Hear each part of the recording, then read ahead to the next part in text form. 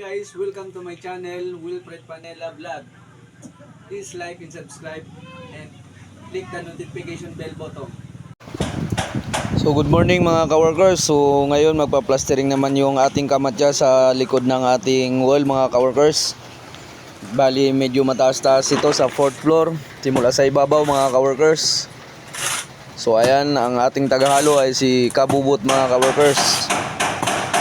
Si Bubot labanan mga ka-workers. So dito naman sa ating roof mga ka-workers, nakapaglagay na rin tayo ng mga Raptor at Seaparlings mga ka-workers. By Wednesday, next Wednesday, baka makapagbubong na rin mga ka-workers.